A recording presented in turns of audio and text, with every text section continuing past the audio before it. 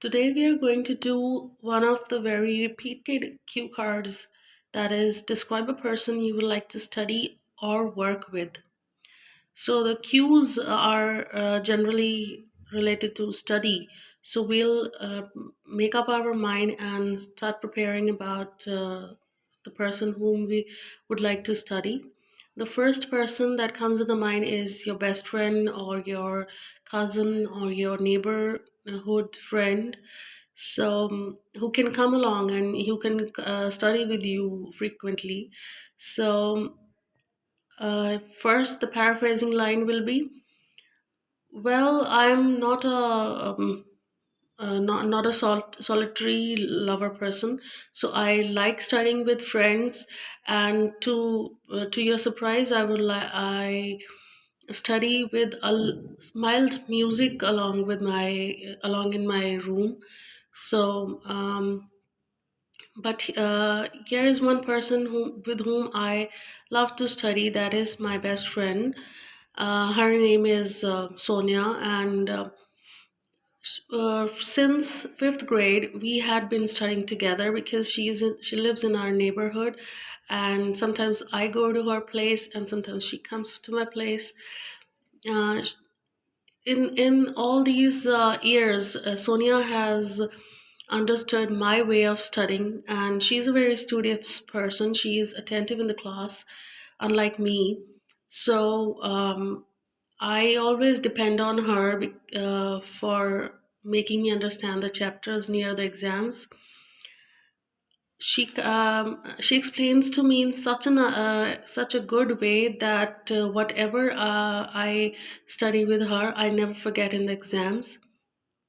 And moreover, I think sometimes if some of the subjects like English and languages, I'm good at that, and I help her in those subjects. So it's a good way of studying together. And she is good at history, science, and maths, so she makes me help in that these subjects. um, so this was the time when and person with whom I would like to study, and I wish we could work together also in the future. The follow-ups for this cue card are: what kind of people do you like to study or work with? Well, people who are in who have a similar or better mindset than me are likely the persons with whom I would like to study or work. Do you think managers can be friends with their subordinates?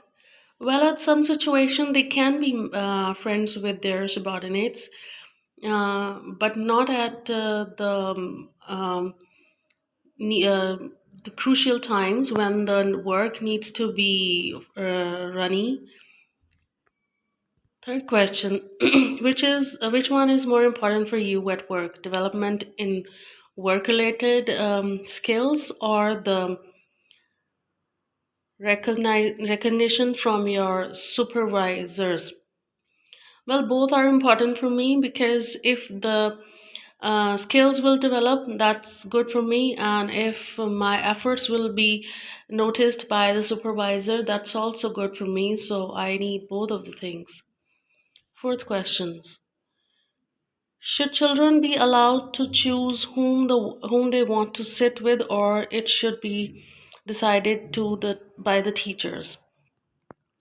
Well, I guess in schools, generally up to fifth, they are decided by teachers, because teachers better know which person will help a non-studious person study well, and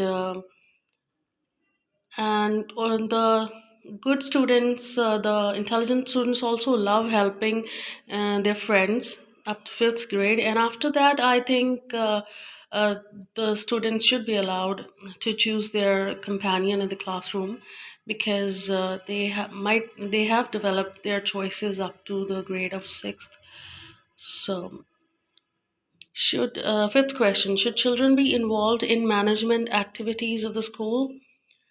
Well, why not? Because if students will be involved by in management activities of the school by being a head boy or head girl, CRs and stuff like that, it's good because they will understand their school working system more, and this will make them mature in their life.